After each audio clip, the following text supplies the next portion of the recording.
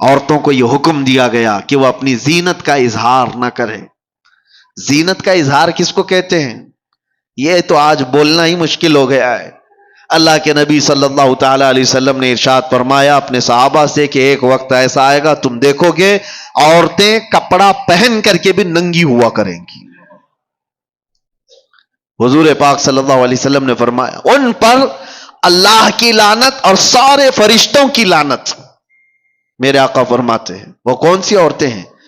تنگ و تاریک لباس پہننے والی، چست لباس پہننے والی، چپکا ہوا بدن سے جس سے اس کے سارے اعضاء ظاہر ہوتے ہوں ایسا لباس پہننے والی. ان کے تو برقعے ہی کیسے ہو گئے؟ اب وہ تو زینت کے لیے ہو گئے. پہلے تو سنا جاتا تھا کہ نقاب جو ہوتا ہے وہ حجاب جو ہوتا ہے عورت کو چھپانے کے لیے ہوتا ہے. اب تو حجاب اور نقاب ساری چیزیں دکھانے کے لیے ہوتی ہیں، اس میں بھی زینت کا اظہار ہے. حکم یہ تھا کہ باہر سے اگر کسی کی نظر پڑ جائے تو مرد یہ پہچاننے سے عاجز ہو جائے کہ یہ جوان عورت ہے کہ بوڑھی عورت ہے، اسے یہ پہچاننے کی تمیز بھی نہ رہے. اس طرح سے وہ عورت کو حجاب کا حکم تھا. لیکن عورتیں آج کپڑا پہن کے بھی ننگی ہیں. یہ زنا کے عام ہونے کے اسباب ہیں. جب اس طرح کی حرکتیں ہوں گی تو گھر محفوظ نہیں رہیں گے، کسی کے گھر محفوظ نہیں رہیں گے. نوجوانوں سے ہم تاکید تو کر سکتے ہیں کہ بیٹا آپ اپنی نظریں نیچی رکھو، اپنی حیا کا قتل مت کرو. ہم آپ سے یہ کہہ تو سکتے ہیں کہ آپ اپنے آپ کو کنٹرول میں رکھو. لیکن ان عورتوں کا کیا جو خود ہی ننگی باہر آ جائیں؟ ایک نوجوان کہاں تک اپنے آپ کو سنبھالے گا، کہاں تک برداشت کرے گا؟ کیا اس میں ان عورتوں نے بڑا کردار نہیں ادا کیا ہے کہ بے حیائی کو پھیلانے میں، بچوں کے اخلاق کو بگاڑنے میں ان عورتوں کا کردار نہیں ہے؟ بہت بڑا کردار ہے. ہم دنیا بھر کی عورتوں کو کچھ کہنے جائیں تو ہمیں اب ٹون مارا جائے گا کہ عورتوں کے حقوق کا قاتل ہے، یہ عورتوں کی آزادی کے خلاف ہے یہ مولانا لوگ.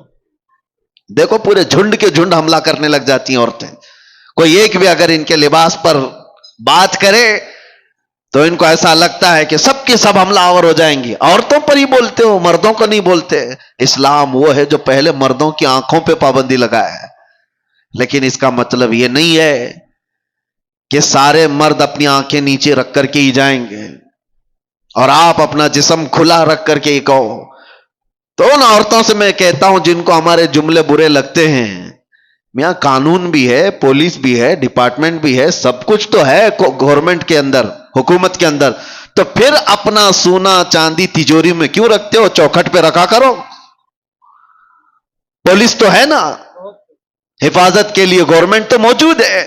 لاؤ اپنی جویلری پوری باہر دروازے کے باہر رکھ کر کے آرام سے سو. آپ کو لگے گا نہیں پولیس تو ہے، 24 گھنٹے تھوڑی نا میرے مال کو دیکھ رہی. یہی ہم آپ سے کہنا چاہتے ہیں. نوجوان اپنی آنکھیں نیچی تو کر لیں گے لیکن 24 گھنٹے نہیں کر سکتے. تم اپنی حفاظت تو کرو، تم اپنے جسموں کی حفاظت کرو.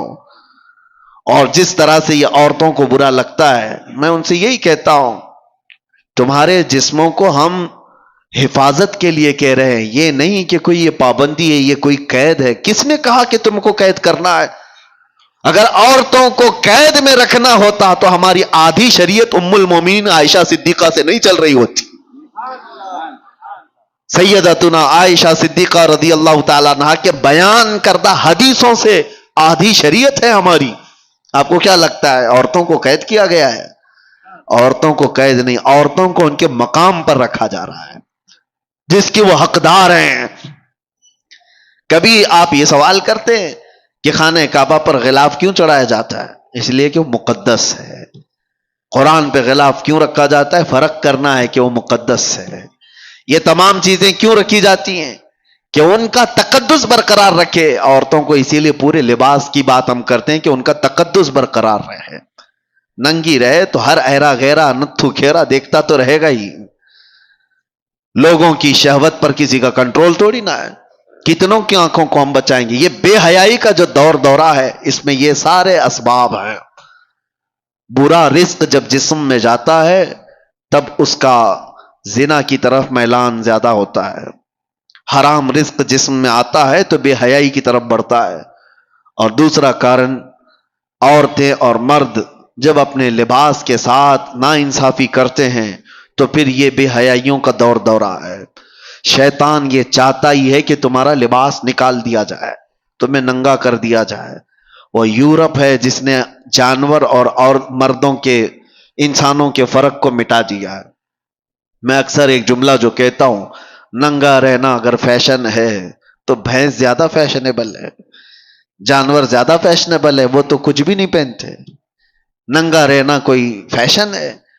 انسانیت کیا ہے؟ ہم کوئی جنگلی زندگی گزار رہے ہیں کیا؟ ہمیں کپڑے میسر نہیں ہیں؟ اس کو یہ شیطانی تمام جماعتوں نے مل کر کے شہوتوں کو عام کرنے کے لیے ننگا کیا ہے. ورنہ کپڑوں کی دشمنی کس کی ہے؟ ارے بڑے بڑے برانڈ کے کپڑے تو تم ہی لوگ بناتے ہو اور پھر ننگا بھی رکھنا چاہتے ہو. کمپنیاں بند کر دو، کپڑے ہی مت بناؤ. جو کپڑے بنتے ہیں تو اس بات کا تصور میں آپ کو لانا چاہتا ہوں، کس کے لیے بنتے ہیں؟ جانوروں کے لیے. حیرت ہوتی ہے، میں کبھی کبھار یہ بھی چیز محسوس کرتا ہوں، محفلوں میں، شادیوں میں، باراتوں میں وہ کرسیاں زیادہ پردے میں رہتی ہیں عورتوں سے. اور کرسیوں کو شامیانے والے موجود ہیں، اوپر سے نیچے تک چھپائے ہوتے ہیں، پتہ بھی نہیں چلتا اندر لال کرسی ہے کہ پیلی کرسی ہے، کپڑا اڑا دیا ہے. بے جان کرسی کو اتنا پردے میں رکھا ہے اور جان والی عورت کو پوری طرح سے زینت بنا کر لوگوں کے سامنے رکھا ہے. ان خواتین سے میں کہتا ہوں، تمہیں آج کوئی روکنے والا نہیں ہے، کوئی قانون ایسا نہیں ہے کہ تمہیں پابند کرایا جائے. صرف ایک قانون ہے، وہ اللہ رب العزت کا خوف. تمہیں قیامت کے دن اٹھایا جائے گا